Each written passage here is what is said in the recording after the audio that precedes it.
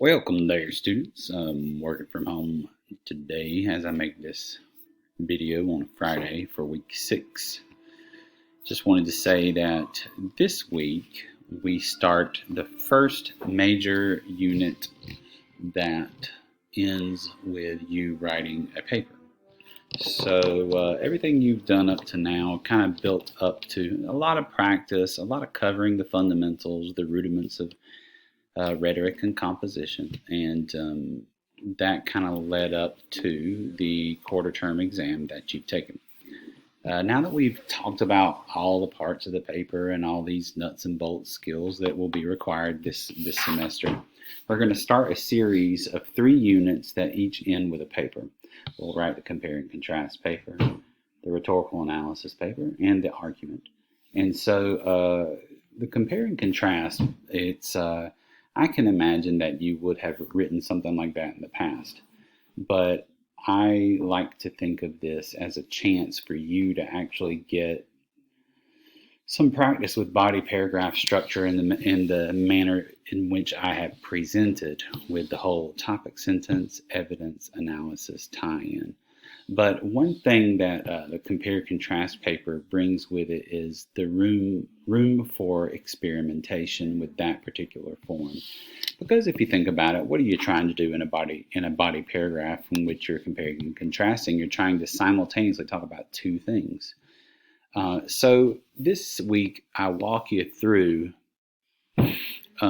various body paragraph styles and ways to kind of flex that form that we practiced. And we haven't practiced a lot because, we haven't had a paper to write yet, but this is the first chance that you get to get more practice at that, but also writing more complex and challenging things within a single paragraph. And so this week you're going to practice the pre-writing for a compare and contrast discussion or paper. And I'll tell you what I want you to write about in the directions up in here. And I'll also have a couple of paragraphs I want you to write. A paragraph using style 1, one with style 2, and 2 paragraphs that are required to pull off the style 3. So that's 4 paragraphs. Maybe it sounds like a lot, but I think you'll find this pretty straightforward, pretty easy. And that's it. This is like a week of practice with compare and contrast before you begin writing your compare and contrast paper. So this week, as you're writing these practice paragraphs, you may ask yourself, what are some things that I could compare? What could I write a compare and contrast discussion about? And I'd like for you to think about that seriously instead of going on to Google or ChatGPT or something and typing in compare contrast topics or something like that.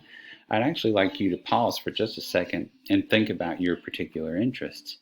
And are there 2 things that you know of that are similar yet different? And we'll talk more about topic selection next week as you start writing the paper. But just have it on the back burner, okay? Don't start writing the paper this week. You've got enough on your plate already. But yeah, I think that's all I want to say.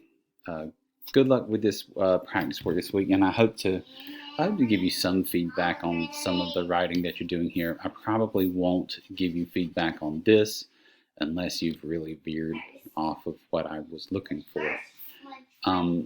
But I would like to get you some feedback on this if possible, but I have my 112 students are turning in their final drafts, and they're going to take priority over my getting timely feedback on your homework here.